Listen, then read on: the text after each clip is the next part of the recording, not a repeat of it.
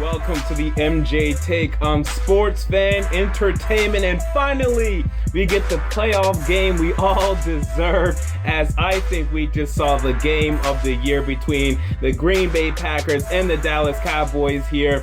The Packers got it done. They win the game 34-31, and after a playoffs filled with absolute blowouts, it seemed as if we could have had another one here. The Packers were up 21-3 in the second quarter of this football game, and Aaron Rodgers was just dominating, killing this Dallas Cowboys team and their defense specifically. Byron Jones, Sean Lee, Morris Claiborne, Brandon Carr, no one on the Cowboys defense could stop Aaron Rodgers early and often. Okay, but then the Cowboys started to do something. Okay, they got some points on the board, starting running the ball more with Ezekiel Elliott. And I think the one thing that the Cowboys should regret in this game, if anything, except for defensively, they should have ran the ball more with Ezekiel Elliott to me. Okay, and he received 22 carries today, which is a good amount. I thought he should have had 30. Okay, I thought there were many more opportunities in this game where they should have ran with Ezekiel Elliott.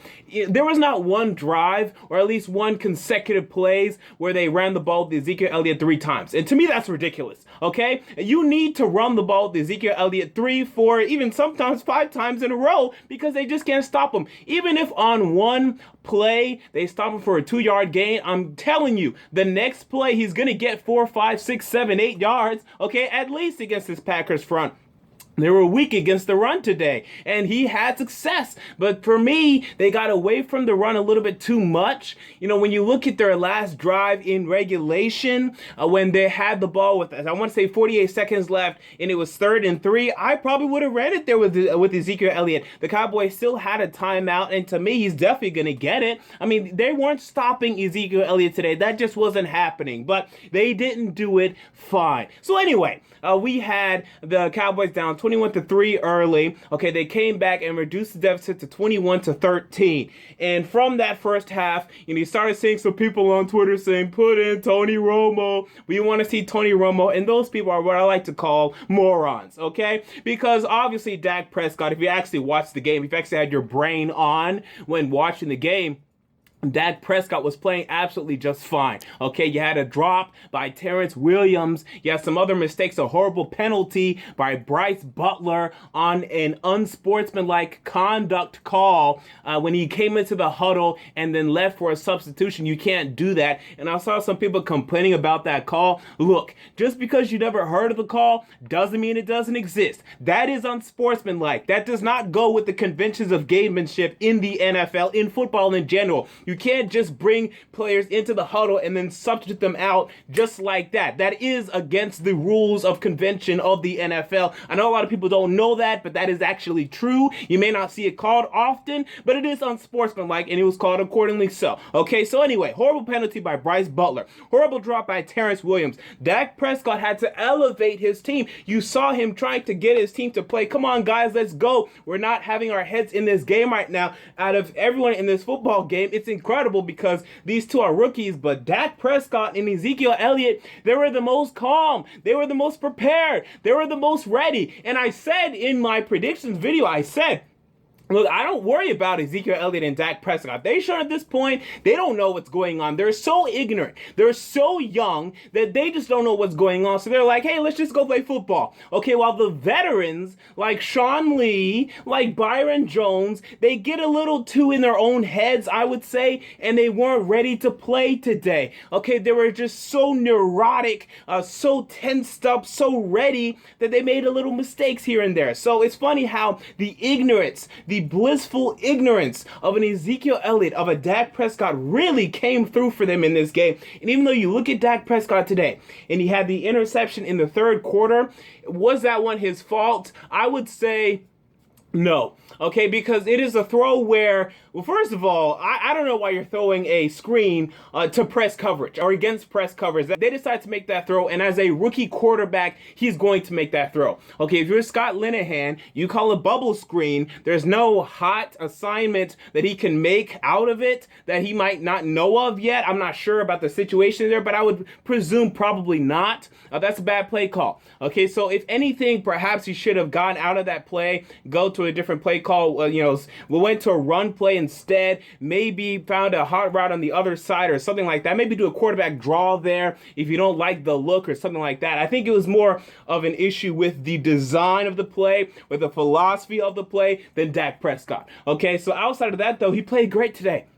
I mean, he had some bad throws, early, but outside of that, especially in the fourth quarter, the guy played fantastic. I don't want to hear about Dak Prescott today. The guy played great. Okay, Ezekiel Elliott, again, the guy played fantastic. So in the third quarter, okay, when Micah Hyde intercepted Dak Prescott, my God, the Packers up 28-13 at this point. They had the opening drive in the second half for the touchdown, and I saw everyone saying the game is over. The game's over, blah, blah, blah, over this, over that. Please, guys, can we stop calling the game over in the third quarter, in the second quarter, in the first quarter? Can we stop? I mean, how many games do you have to watch in your lifetime where teams have miraculously come back for you to say, hey, you know what?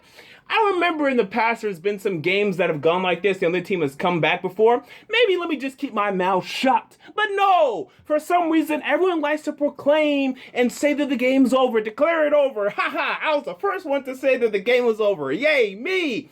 Just sit back and watch the damn game, because what happened? You saw the Cowboys go down the field, score a touchdown. You saw the Cowboys go down the field, score a touchdown. You saw Dak Prescott run up the middle, quarterback draw on a 2-point conversion attempt, a successful attempt. The game was tied 28-28. What poise, what strength from Dak Prescott on that quarterback draw. What a horrible play from the inside linebacker of the Green Bay Packers, Jake Ryan, on that play. I mean, seriously, the guy was one-on-one with Dak Prescott, had a chance to take down Dak Prescott, an inside linebacker in the NFL, one-on-one with a quarterback, and he failed miserably. It was pathetic. Okay, the game was tied 28-28. Then what happened? Back came that bad man, Aaron Rodgers, as Stephen A. Smith would say, went right down the field for a field goal.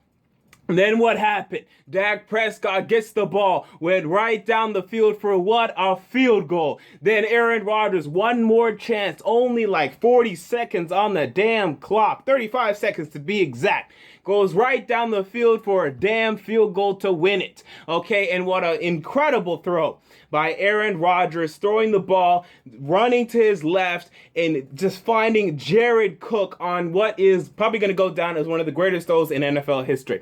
Rolling to his left, finding Jared Cook, streaking across the field, and throwing an absolute dime, throwing the football on a damn rope to Jared Cook on that left sideline. Jared Cook looked like goddamn Michael Jackson, leaning out of bounds, getting his damn toes down, and somehow being able to do it. I don't know how he did it. I don't know how Aaron Rodgers did it, but they did it. And this Jared Cook, okay, the former Tennessee Titan that I know so well, that never made plays like this before in the past, but I'm sure Aaron Rodgers, has some, his secret stuff, maybe some pixie dust or something that he sprinkled all over Jared Cook, and now he's this great, incredible tight end. The guy looks like Rob Gronkowski and Jimmy Graham combined. Okay, what a catch from Jared Cook today.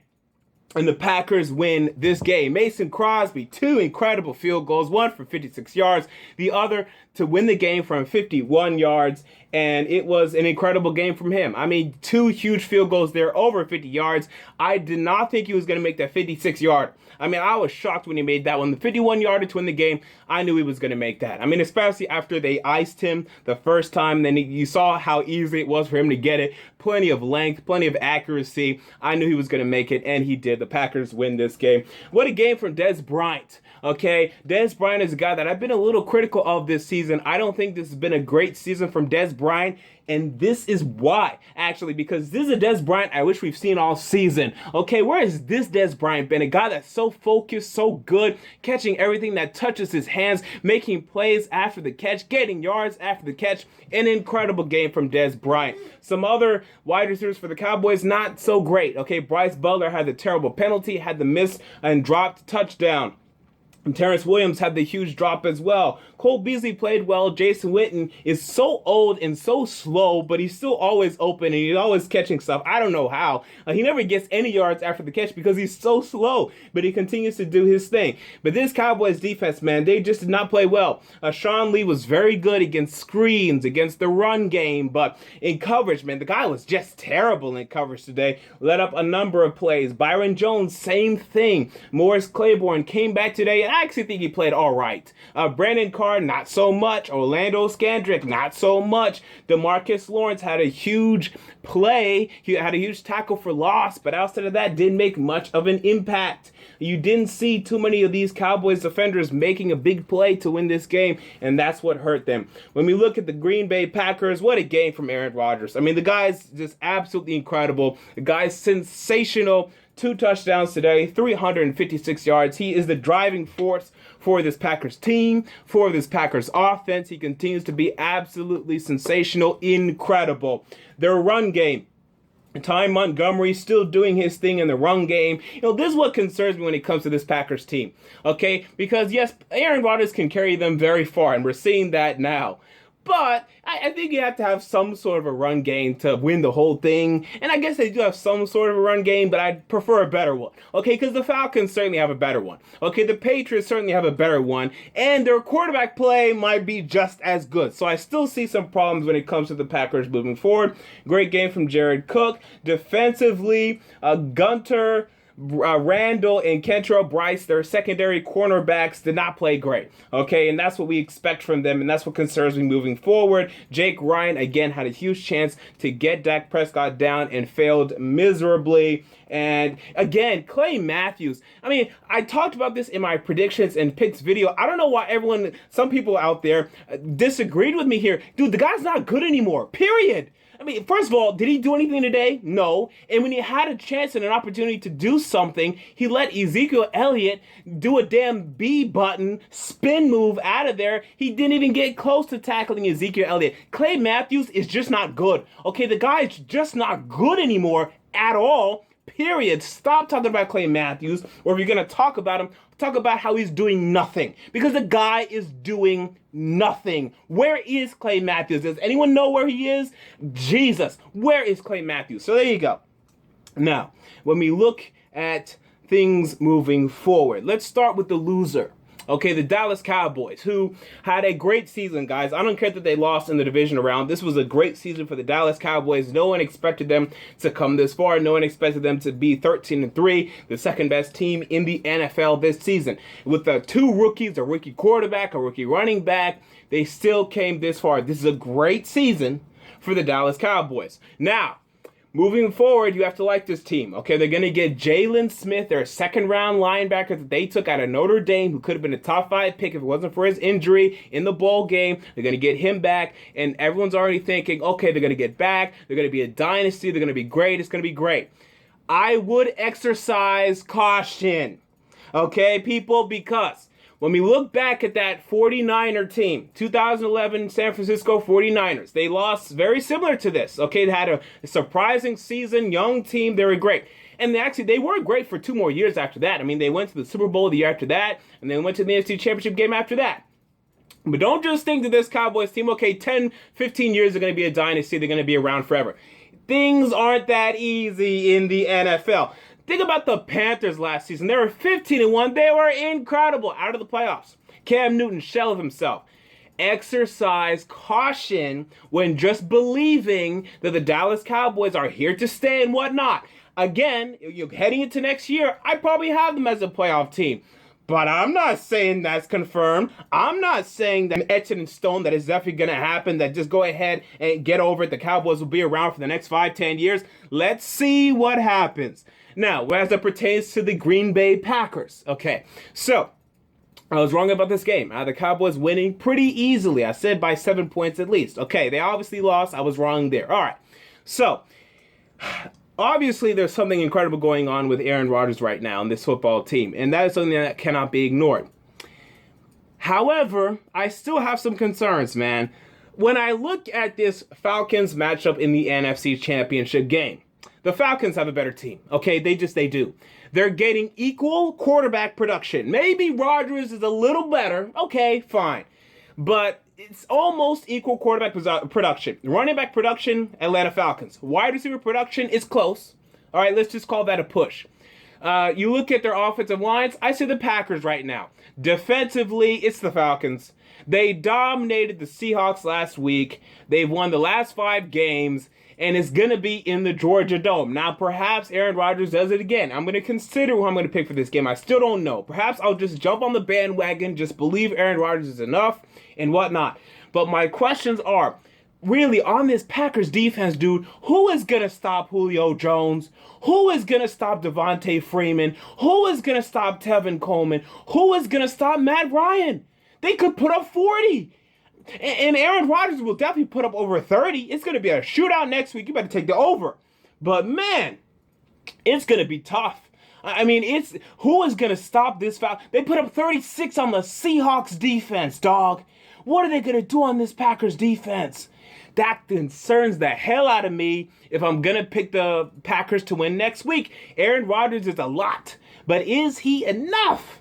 I'm not sure. And when it comes to the Super Bowl as it pertains to that, actually, if the Packers make it to the Super Bowl, I think I pick them. Okay, if they can beat the Falcons next week, I'm pretty sure I'd pick them even against the Patriots because, again, this is just the damn truth. Tom Brady is not great in the playoffs. That's just the damn truth. A 97 passer rating for his career in the regular season, an 88 passer rating in the playoffs. 88's average, okay? You're talking about a guy that has only put up 14 points in the Super Bowl against the Giants, only put up 17 points in the Super Bowl against the Giants. When he won the Super Bowls, a lot of them were due to his defense and his other field goals. It's tangible. It's true that Tom Brady doesn't play that great. He's not playing nearly as well as Aaron Rodgers has played today. So I'm going to consider this stuff over the upcoming days, weeks, and then I'll have a firm prediction if the Packers make it. And, when it comes to the NFC Championship game, I'm still not sure who I'm going to pick there.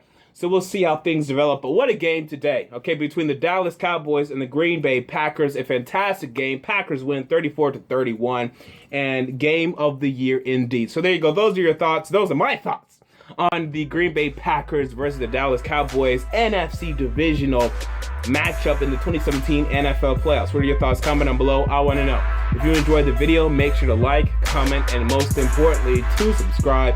And until next time, this has been the MJ Take on Sports Fan Entertainment, and I'm out. Peace.